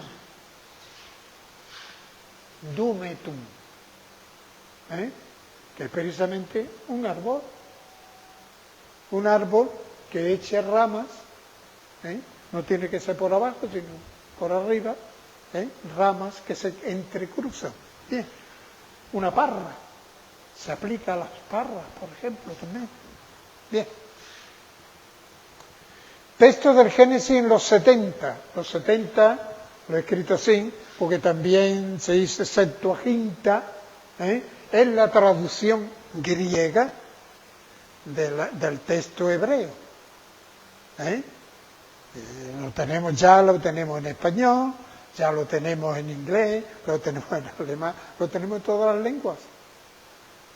Y anoche, a las tantas de la noche, yo estuve mirando el correo por si Cristina me iba a dar alguna comunicación o lo que sea, después de que yo le escribí diciendo, no, que yo voy a llevar el PowerPoint porque esta no se lo voy a modificar. Bueno, pues a las tantas yo me encuentro en un correo que me han mandado unos amigos míos, la Biblia de los 70. No sé ni en qué lengua es. Digo, mira, mañana lo veo. No lo sé en qué lengua. Bien. Y dice el texto, y he aquí un cordero agarrado, detenido. Yo traduzco mejor, retenido. ¿Por qué retenido? Porque el verbo griego es katejo. Ejo significa tener. Y katá, adelante de una palabra, significa lo más fuerte. El énfasis fuerte. Fíjense ustedes. Scio en griego es comer. Pero si yo le pongo katá antes, katescio significa devorar. Es decir, es lo peor, es lo más fuerte. Kaio significa arder. Katakaio en griego significa quemarse. Una cosa es arder, lo más profundo, lo más intenso, quemarse. ¿Ven ustedes? Bueno, pues este es el verbo que nosotros tenemos ahí, en los 70. Traducen por ese verbo, katejomai, que es el verbo agarrado, detenido, retenido, por sus cuernos. Atención, en un árbol, sabek. Los 70 no saben que sabek es una zarza, porque es que puede ser una zarza, puede ser un adjetivo, puede ser un sustantivo. Y entonces, ¿qué es lo que va a hacer eso? Que tenga ramas y demás. Pues eso le ponen retenido en un árbol, sabek. ¿Os dice algo con esto? En la fotografía. Pero atención, en el texto de la Vetus latina, de la traducción latina vieja, no la Vulgata, la que tenemos por San Jerónimo, que eso ya es del siglo IV, y el siguiente, sino que esto se remonta al siglo II y demás, ¿no? Y que tuvo una difusión por África y por todas partes, la Vetus latina. Fíjense ustedes lo que dice. Respiciens Abraham oculi suis, uidit et ecce aries unus tenebatur in arbore sabec cornibus. Vamos a ver. Dice que un ariete, un cordero, unus, se quedaba, estaba retenido en un árbol, en árboles, lo mismo que aquí, en un árbol, sabec, traduce, que es la CH, la pronunciación de la K, nuestra, cornibus, por los cuernos.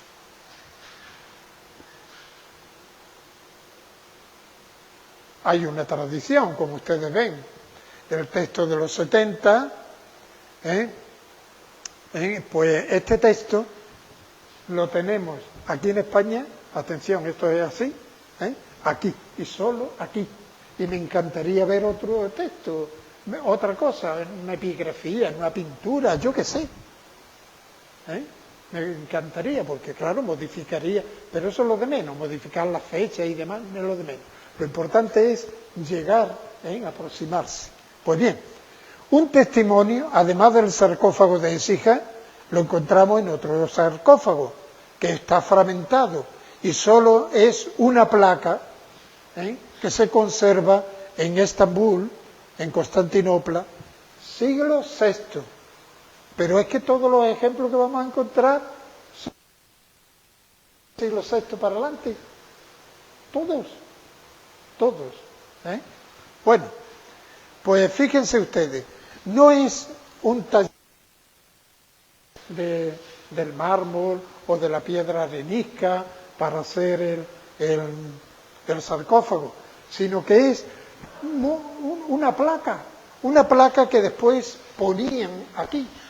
¿Y cómo la ponían? Pues miren ustedes, la ponían fijada en los...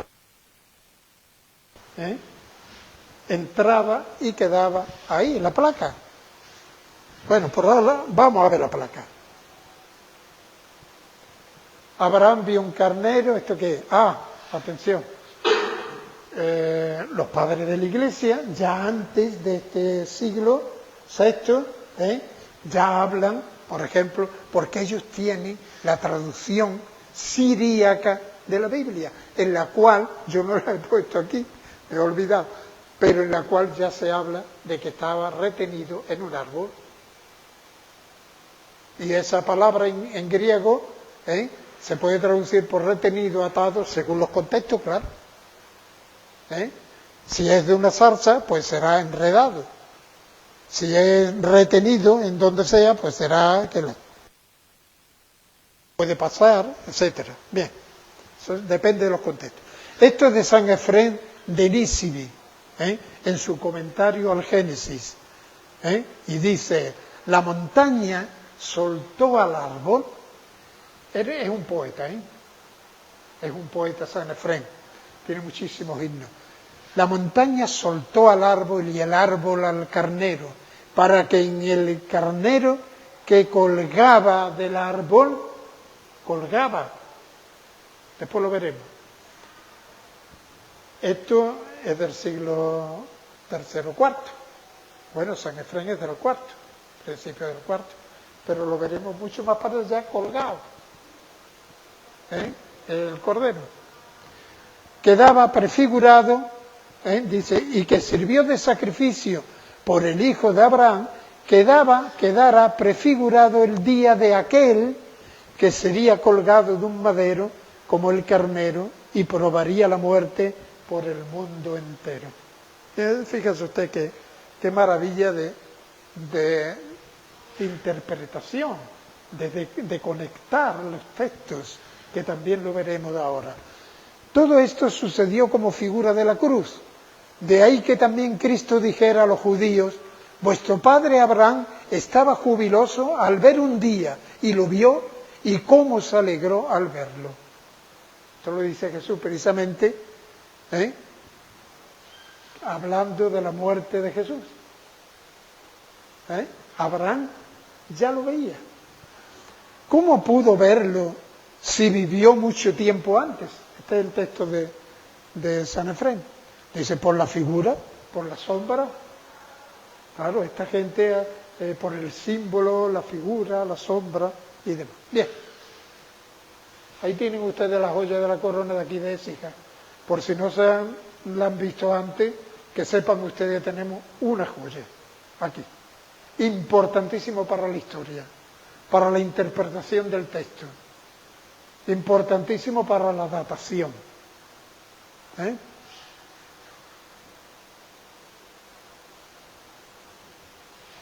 Esta es la placa que os decía que está en Estambul. Yo la he recogido de un artículo, hace tiempo. Aquí está, ven ustedes, con su cuerdecita, no ya por los cuentos, como lo tenemos aquí, sino agarrado aquí, como es lo normal. Eso ya un reflejo posterior de eso. Pero ven ustedes, Abraham, la mano con una aureola que viene marcando la sacralidad, claro. ¿Ven ustedes la semejanza? Bien. Y este es el gráfico, porque la piedra es muy oscura, el gráfico, ven ustedes al cuello y allí igual, es lo mismo. Esto lo tenemos en otros muchos testimonios. Vamos a poner aquí algunos testimonios. La sinagoga de Beta Alfa, que es del siglo VI. No sé, Antonio, la fecha que me dio, quizá un poquito antes, ¿no? final de quinto, sí, pero es del sexto, vamos, los estudios que hay, todo, que ahora veremos. Esta es la sinagoga, esta es la sinagoga de Bet Alfa. Aquí es donde está lo que nos ha enseñado y aquí lo que nos ha enseñado Antonio antes, que ahora lo vamos a ver también. Yo lo he subrayado allí. Aquí tenemos el texto del sacrificio de Abraham. Esto es de la sinagoga. Ven ustedes la misma sinagoga, el candelabro de los 7 brazos. Y aquí tenemos esto, ya tendiendo incluso a colgar al cordero, que quede colgado.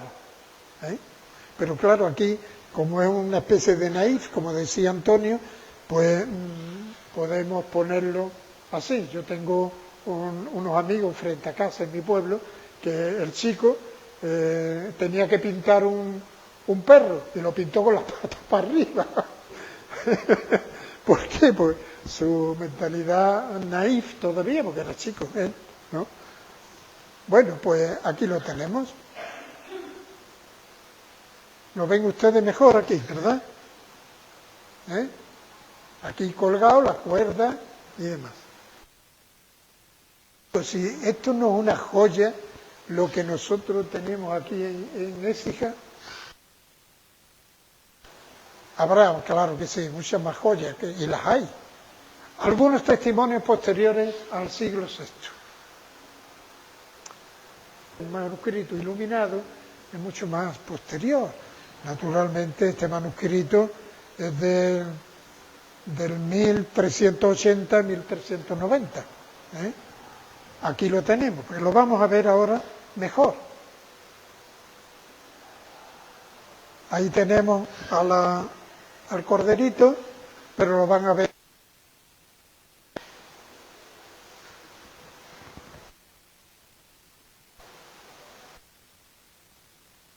Y esto es precioso, porque el cordero está encima, está atado, pero en lo alto de la rama. Ese se ha ido por las ramas. Aquí tenemos lo mismo, ven ustedes, que es aquello. Y aquí, pues esto es muy interesante, porque se hace un de esto, ¿cómo se llama? Una pintura mural, precisamente antiguo.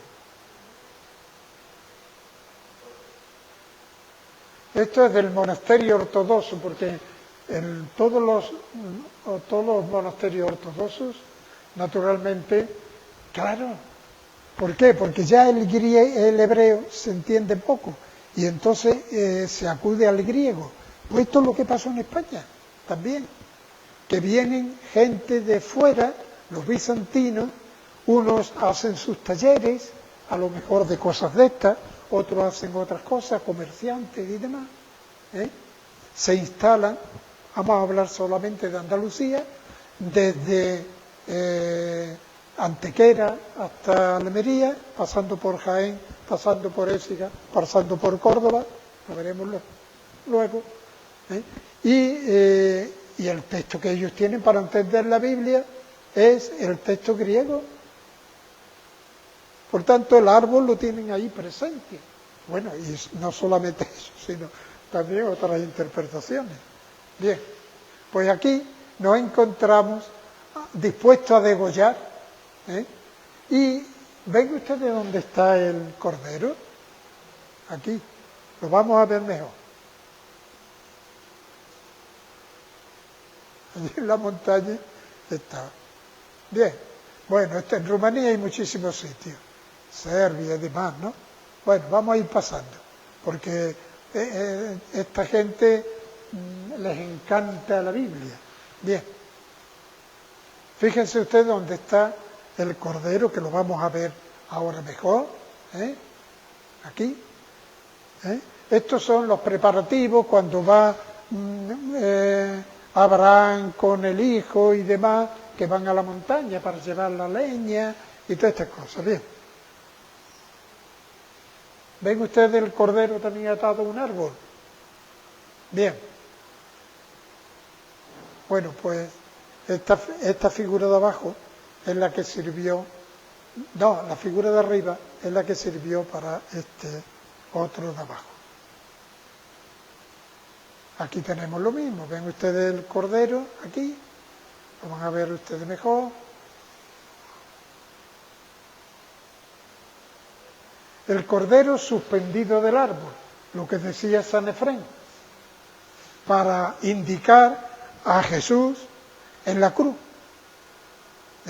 suspendido, igual que un sacrificio, el sacrificio de Jesús, Hijo de Dios, único, el único Hijo de Dios, y el de Abraham, el único hijo que tenía. ¿Ven ustedes?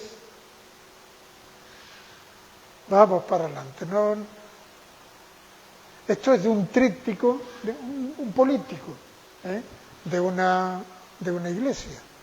Bien, aquí está el cordero. Es una maravilla. Fíjense ustedes aquí también, dispuesto a matar, y ahí el cordero también suspendido.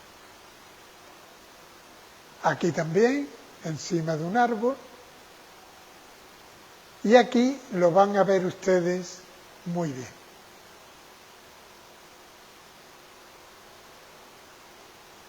Fíjense ustedes, en este retablo hay dos cosas fundamentales. Uno, el sacrificio de Abraham. Y otro, allí tenemos cuando Dios le dijo a Moisés, mira, coge una serpiente de bronce, la enroscas en un palo, y todo aquel que tenga un malestar y quiera curarse, que lo mire. Que mire esa serpiente. Y esa serpiente lo curaba.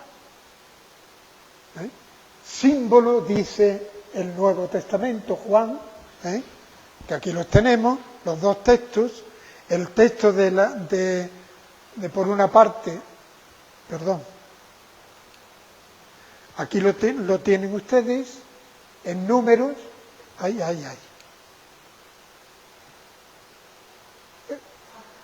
Vamos que se me va. Bueno, Números 21:4-9, que es el texto de la serpiente, y Juan 3:14-15, que dice, cuando el Hijo del Hombre sea ensalzado, elevado, pues entonces aquel que lo mire se curará, encontrará la salvación. Bien, aquí tienen ustedes.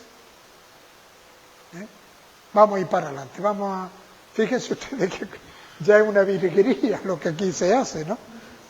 Del 1500 y demás, ¿no? Otras tradiciones sobre el sacrificio de Abraham y Isaac. Como no quiero ser pesado, la vamos a pasar.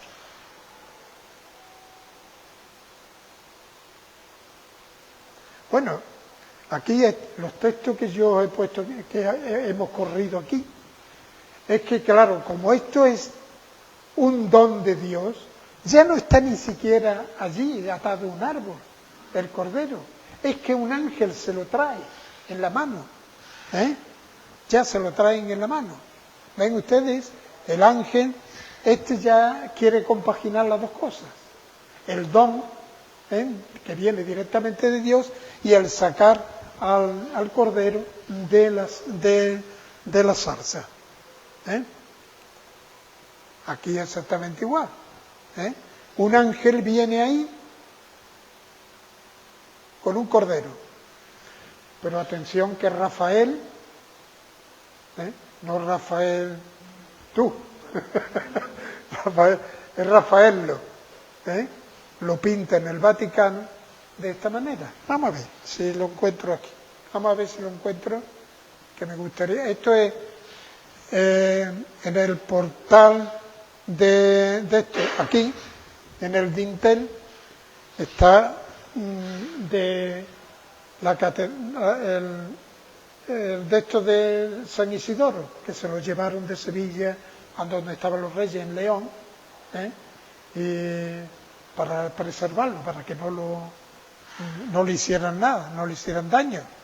Aquí ven ustedes un ángel que trae le están empujando, llevándole el corderito. ¿Ven ustedes mejor? Bueno, y aquí, fíjense ustedes, Alonso Cano, que ya no es que lo lleva, pero el ángel es el que le señala. Es decir, que no es casual, sino que es que le señala. Aquí lo tenemos, ¿no? Enredado, claro. Alonso Cano lee la Biblia traducida del hebreo. Ven ustedes la mano, le va señalando. Aquí exactamente igual, el ángel que le señala. Aquí exactamente igual, el dedo que le está señalando ahí. Es decir, que no es una casualidad. Pero atención, es que los textos de los padres lo dicen así. Son miles y miles los textos de interpretación de los padres de la Iglesia, tanto de la Iglesia siríaca como de la Iglesia griega, como de la Iglesia latina, que interpretan de esta manera. Aunque no todos, naturalmente. Vamos a ver. Yo encuentro en Roma, en Córdoba, una placa que ya nos ha enseñado antes Antonio, y que es exactamente igual que este labrado que aquí tenemos. Es de espiel. Si ustedes se dan cuenta, los pliegues de los vestidos igual, la profundidad del relieve es igual que aquí, no es un relieve como se encuentra en los sarcófagos, ¿verdad? Esto posiblemente con magistrados del siglo IV, dice Despiel. Yo no diría del siglo IV. Esto porque yo lo tengo de cuando yo lo presenté la primera vez. Pero yo lo pondría ya finales del V, principio del VI. Eso no es el siglo IV de ninguna manera. Porque es que tiene los mismos pliegues de todos los vestidos, todo, las mismas caras, los mismos peinados. Vamos para adelante. Este es el de Écija. Fíjense ustedes los rulitos de Abraham, parece que se ha hecho la permanente, y el de piel. ¿Ven ustedes? Es igual, la misma cara, pero hay algo más en todo esto. Los ojos amaron como almendra. Exactamente igual. Igual, miren ustedes. Vamos para adelante. Igual, es exactamente igual. ¿Es el mismo taller? Bueno, no sé, puede ser que sea el mismo taller. Espiel de aquí no es tanto. Está en Córdoba. Y no es tanto. Pero podría haber un taller aquí en Écija, ¿por qué no? Y además, eso de que yo también había oído por escrito, de que por el río se trajeron aquí a Córdoba el sarcófago, porque eso pesaba para cambiarlo por aceite. Yo eso lo pongo muy en duda. Si lo tienen aquí, con una carreta, lo pueden traer perfectamente. Si es así.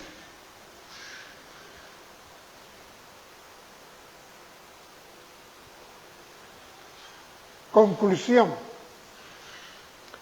La iconografía de Abraham se refleja en tres modelos. Uno, la narración hebrea, que es la de estar atado y demás. La traducción griega de los 70, que es la que ha influido en nosotros. Porque estos talleres son talleres cristianos, bizantinos. Son comunidades griegas bizantinas, son comunidades cristianas griegas. Y además que sabemos que aquí en toda la subbética había un montón de detalles, de talleres de estos. No siempre de sarcófagos, yo imagino que harían otras cositas, ¿no? Pero vamos, que lo que perdura es lo que perdura, la piedra dura y cosas de estas. Y después, la escuela judeo-alejandrina, que no la hemos tratado aquí, pero que fundamentalmente es lo que hemos puesto antes. Esa piedra, la que tallan ellos, el don de la divinidad, el don divino, es decir, el cordero es un don y por tanto viene presentado por un ángel o indicado por un ángel. Eso de la escuela alejandrina, y lo dice perfectamente Filón de Alejandría. Bueno, y eso se encuentra además en uno de los midrashim, en los midrash. Midrash es también un comentario a la Biblia, siguiendo punto por punto y añadiendo dentro del texto pues su comentario en glosas. Abraham entre la espada y la pared. ¿Me dejáis que lea estas dos paginitas? Vamos a ver, ¿quién quiere leerla?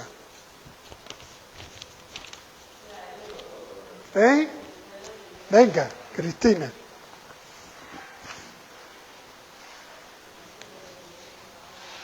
Es que me emociono y no quiero.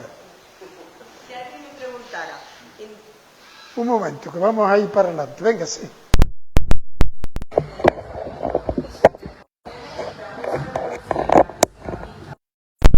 Sacrificio de Abraham y Isaac. Si alguien me preguntara qué representación me ha impactado con mayor fuerza, diría que una escultura de Alonso Berruguete, que no he tenido cabida en lo que he expuesto en esta conferencia.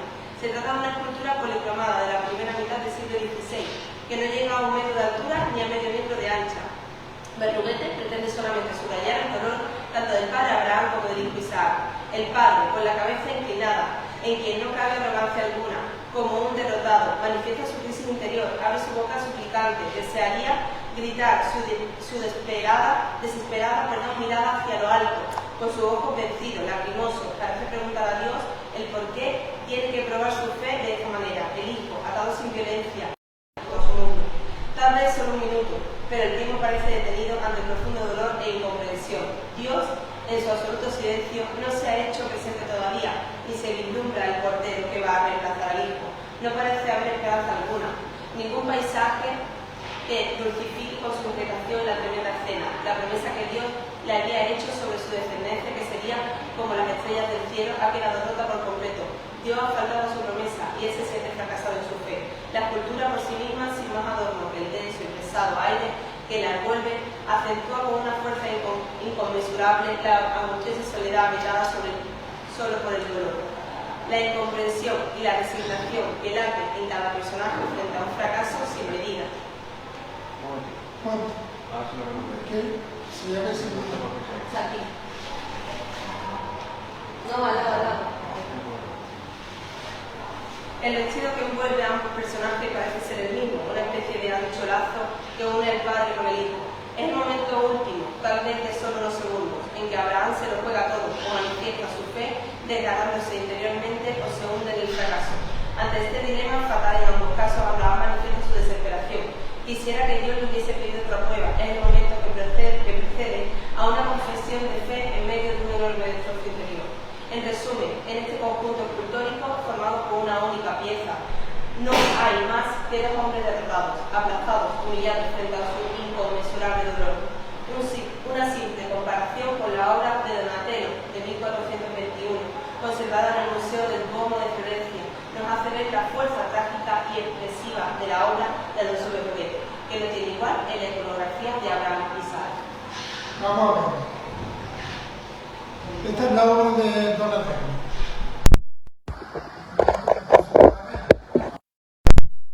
Sencillamente.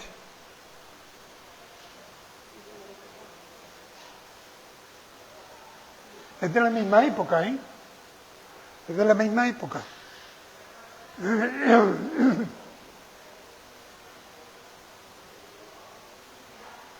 Fíjense ustedes el cuchillo ahí, pero ahí no hay ni clamor ni nada.